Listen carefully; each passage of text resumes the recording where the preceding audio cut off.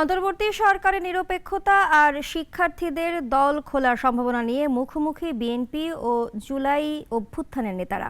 বিশ্লেষকরা বলছেন, এমন বিরোধের সুফল নিতে পারে তৃতীয় কোনো শক্তি।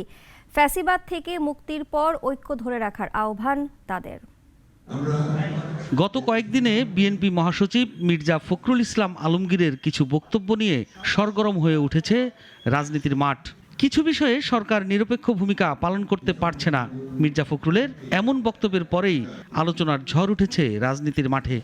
15 বছর লড়াই করেছি এবং সব শেষে আমরা একটা বিজয় অর্জন করেছি। বিএনপি মহাসচিবের এই বক্তব্যের বিষয়ে অন্তর্বর্তী সরকারের উপদেষ্টা নাহিদ ইসলাম, আসিফ মাহমুদ ও বৈষম্য বিরোধী ছাত্র আন্দোলনের কেউ কেউ নানা মন্তব্য ও প্রতিক্রিয়া ব্যক্ত করেছেন। প্রধান রাজনৈতিক দলের শীর্ষ নেতার সঙ্গে সরকারের উপদেষ্টা ও ছাত্রনেতাদের এই বাহাসকে নতুন রাজনৈতিক মেরুকরণের ইঙ্গিত বলে মনে করছেন অনেকেই। তরুণ ভোটার কিন্তু এই নতুন ইলেকশন, এই আগামী যে ইলেকশনটি সেখানে অংশগ্রহণ করবে। এই তরুণদেরকে যে ভোটার ব্যাংকটা, এটা কিন্তু একটা এটা কিন্তু মিস্ট্রি, কোন দল এটা সমর্থন নেবে, কিন্তু এটা একটা বিশাল ভোট ব্যাংক কিন্তু এখানে আছে।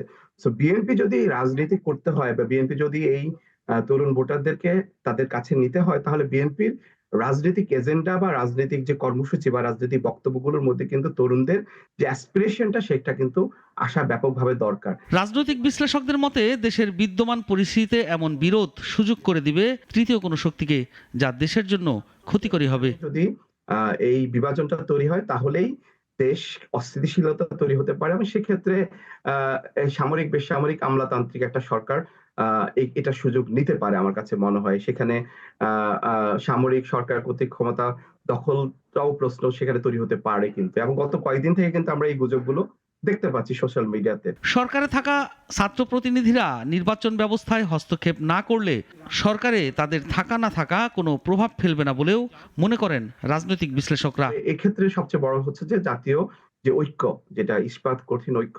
সাইফুল শাহীন, নাগরিক, ঢাকা।